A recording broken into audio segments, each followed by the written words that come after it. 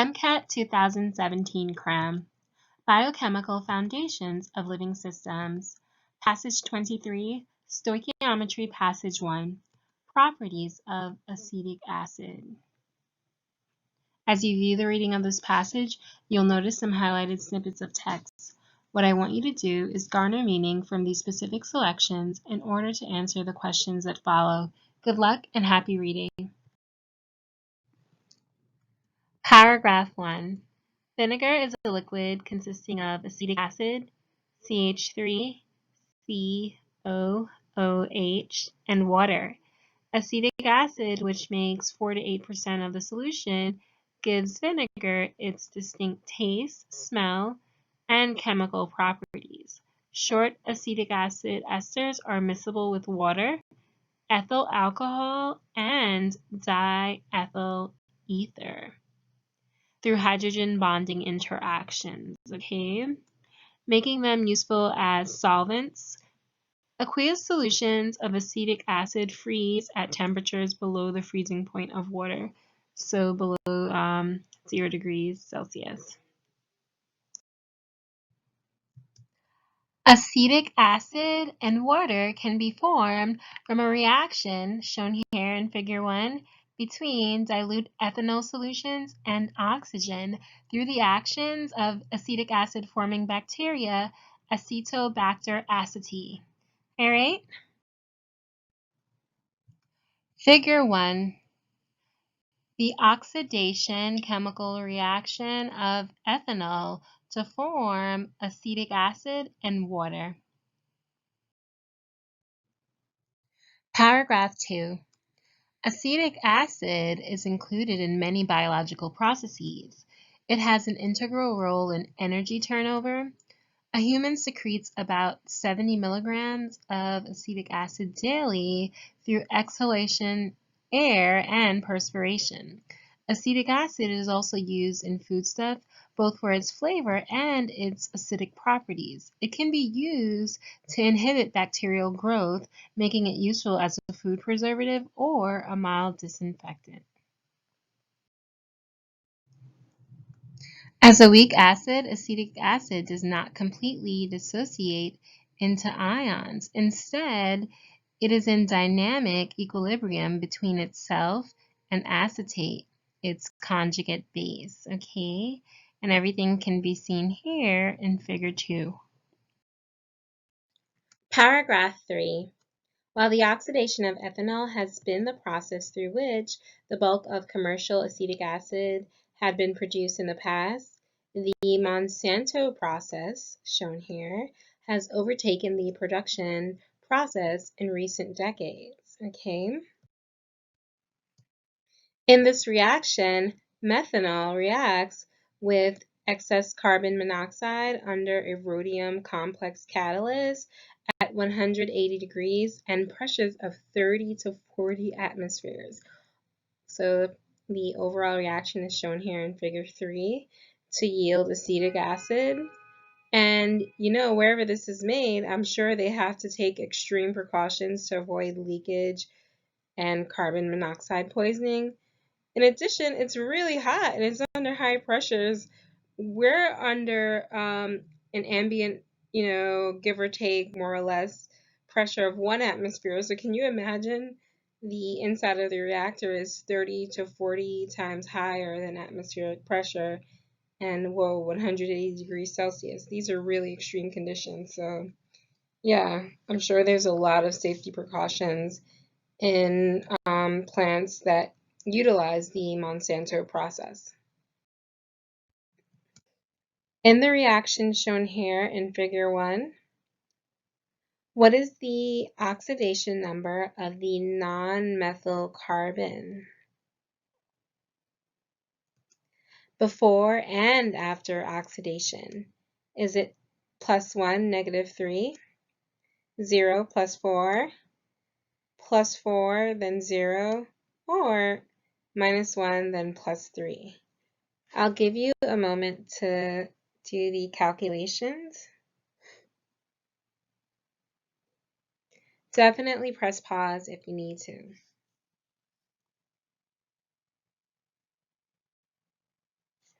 All right. Okay, so let's break this down to find out the oxidation number of this carbon before and after the oxidation reaction, okay? Okay, so first things first. In figure 1, ethanol is oxidized by oxygen to form acetic acid, okay? And because ethanol is oxidized by oxygen, we expect the central carbon atom to increase in oxidation number. And in order to determine the oxidation number of an atom, we must draw the Lewis dot structure, okay? So here goes the Lewis dot structure of ethanol. And we then circle the electrons of each bond with the more electronegative atom of that particular bond, okay? And in instances where two atoms have the same electronegativity, such as here in the carbon-carbon single bond, what we can do is split the bond in half and associate one electron or half the number of electrons with each atom, okay?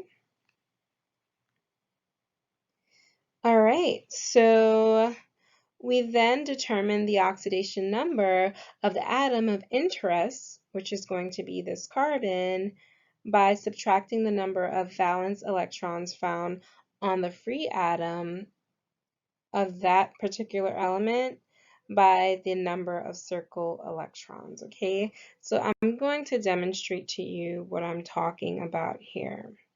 So we're first going to determine the oxidation number of the non-methyl carbon in ethanol. And if you look on the periodic table, carbon's in column 4, so basically it has 4 valence electrons, okay? I'm going to say VE for short. And we're going to subtract from that.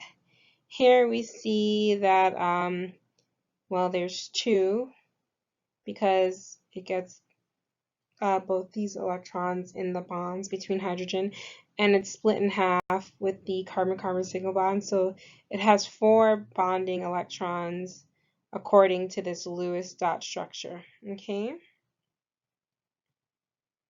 So this is going to yield, before oxidation, an oxidation number of -1.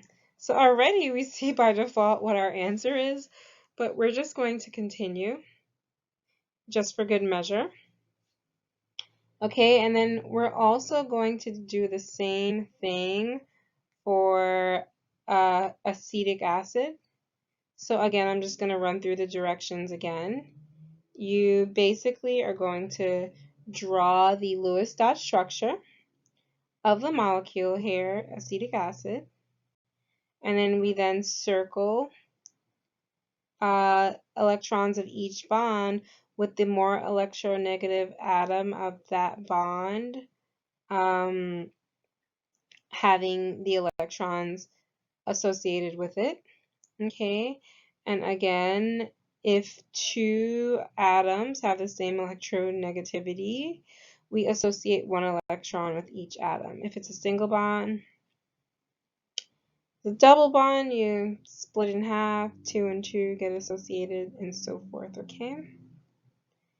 And we then determine the oxidation number, again, by subtracting the number of valence electrons. So again, we're still dealing with the same carbon right here, the central carbon or the non-methyl carbon, and that has 4 valence electrons when it's like a free atom. I'm not even sure if it occurs like that naturally, but we're not concerned with that. And here we see that it only has 1 valence electron associated with it. I mean 1 bonding electron, not valence, I'm sorry, because the two electronegative oxygens got the respective bonding electrons that it shares with carbon associated with their person, because oxygen is the more electronegative atom between carbon and oxygen. Okay, so 4 valence electrons, it's like a parentheses, minus 1 bonding electron, and that's going to yield an oxidation number of positive or plus 3. So we see that our final answer is going to be answer choice D, minus 1 before and plus 3 after. Okay? All right. Suppose vinegar is 5% acetic acid by mass. Which of the following expressions would calculate the number of acetic acid molecules in 10 kilograms of vinegar?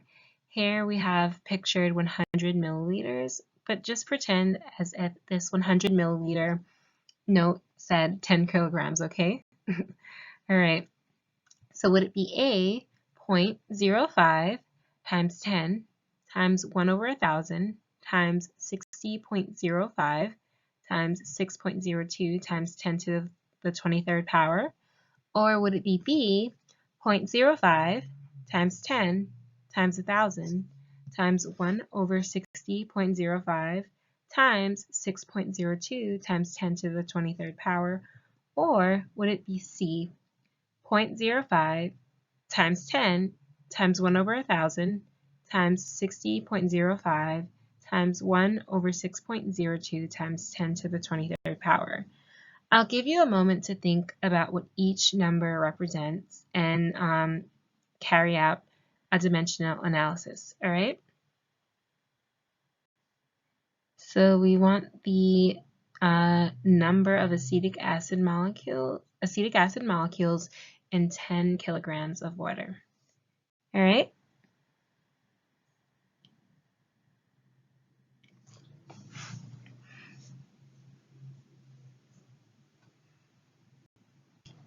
All right, so hopefully by now you were able to press pause and arrive at the correct answer choice, but if not, that's totally fine. Let's take a look at how to go about solving this. Classic dimensional analysis problem, all right? And since the question presents a quantity that's 5% acetic acid by mass in one type of unit, so I guess we're to assume grams or kilograms, well, in this instance, kilograms, because that's what's mentioned, we want to yield this value in the same quantity, of course, in another type of unit value, which is kind of unique, and that's the number of molecules, okay? So we need an expression that converts percent by mass into the desired units of number of molecules, while basically canceling out all intermediary values, okay? So, all right, so the 0.5, or 0.05 rather, excuse me, in each expression denotes 5%. And of course, we're going to multiply that by 10 because we're told that we have 10 kilograms of vinegar, okay? And in the journey to convert kilograms to number of molecules, we also have to convert the kilograms into grams. So let's just take a look at that. So this is not denoted, but this represents 10 kilograms. And now we need an expression that's going to cancel out our kilograms and give us basically grams. So if we pretend that this is 1 kilogram, it's correct to denote 1,000 grams on top because this is the conversion factor, okay? And our purpose for wanting grams is so that we can use the molar mass, which the molar mass for acetic acid is going to be 60.05 grams per mole, okay? And the reason why we want to do that is to eventually convert to number of molecules per mole, okay? So this is the part in the dimensional analysis where being well rehearsed in the periodic table comes in extremely handy. Thus, we calculated the molar mass of acetic acid by summating the number, excuse me for a moment. Okay, so where were we? That was my man calling from Jamaica. Sorry about that. Yeah, so basically, you would have to know that the okay, so what I did here was summate the mass number of the 2 carbons. Actually, this is carbon right here, as well as the 4 hydrogens, these white species, and then the 2 oxygens, the red species. Okay, so by summating the mass number for each of these, you get 60.05. Or if you don't know it offhand and you do use your periodic table on the MCAT, you'll get somewhere around 60. And knowing the actual numerical value for this particular problem doesn't really matter. It's more of knowing where the position of the molar mass would go to get the correct dimensional analysis, okay? All right, so then the last thing that you're going to do is use Avogadro's number, which may seem very familiar to most of you. That's 6.02 times 10 to the 23rd.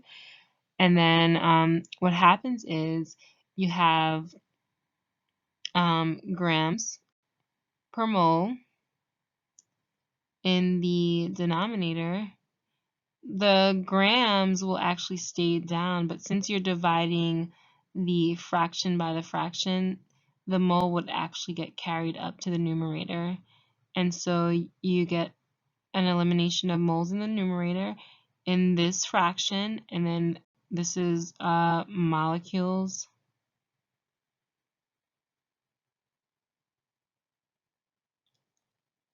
I'm just going to put dot, dot, dot, because it takes me forever to trace this out, per mole. So the moles, you know, sorry about that, they get canceled out, okay? I may not be explaining this like a mathematical pro, but I think you get the point. And just in case you don't get the point, well, you can always use process of elimination because you know that you want to end up with number of molecules. So you wouldn't have 6.02 be in the denominator, okay? And from there, it's just a matter of figuring out the correct placement of the molar mass. That's what makes a difference, as well as the correct placement of the conversion factor for kilograms to grams, okay? So all in all, the correct answer choice is going to be answer choice B, because this is the expression that will cancel out intermediary units while obtaining our desired unit value of number of acetic acid molecules. Okay? All right.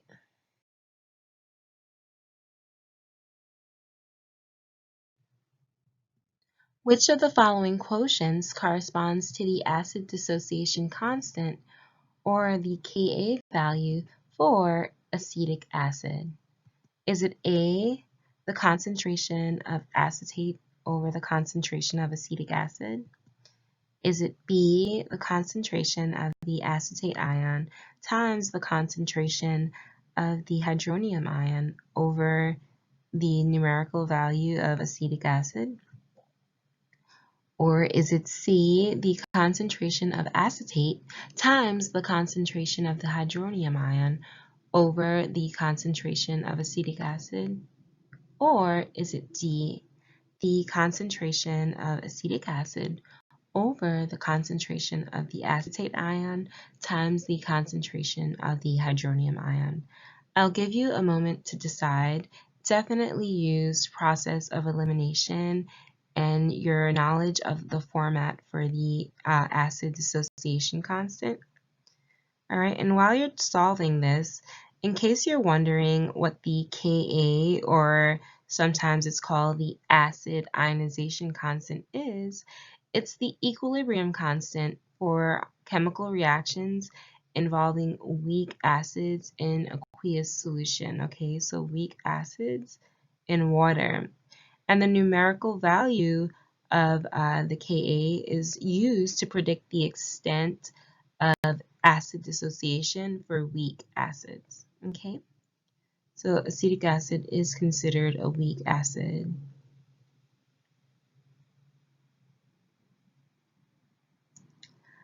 All right, let's delve into the solution. Okay, so basically, as I previously mentioned, the Ka, or acid dissociation constant, is an equilibrium constant for an acid dissociation chemical reaction.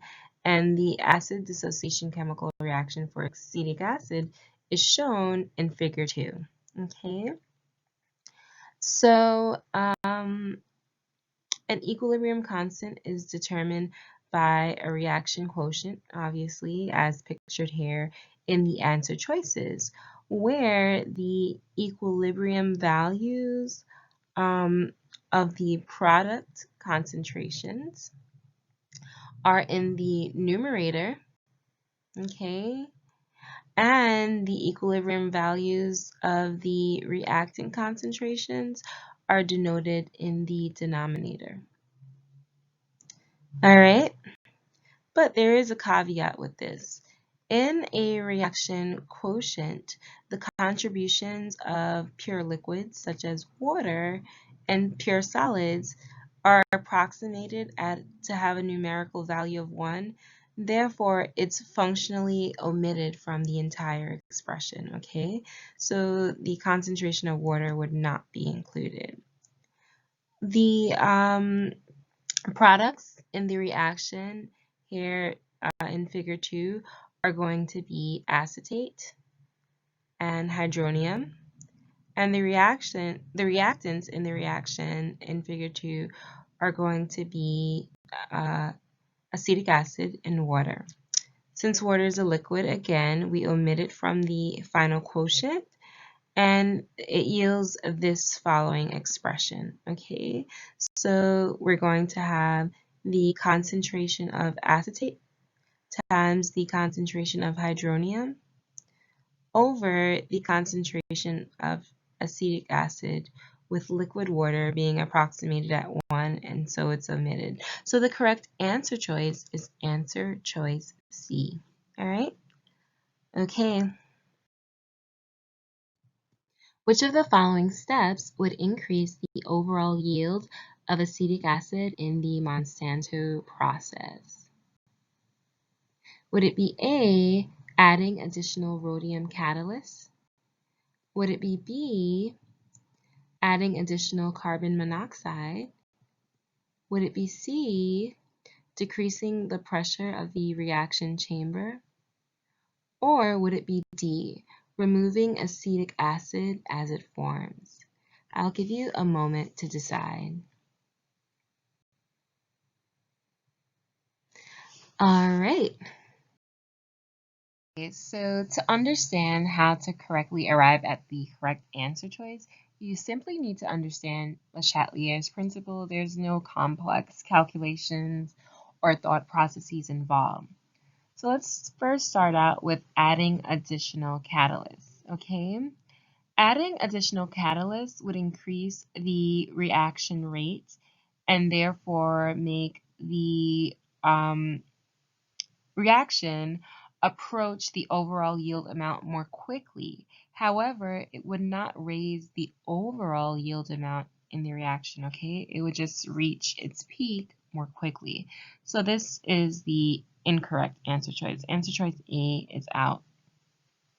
The passage states that the Monsanto process is performed under conditions where carbon monoxide is in excess. So adding additional carbon monoxide will not increase the overall yield since it's not the limiting reagent. Okay.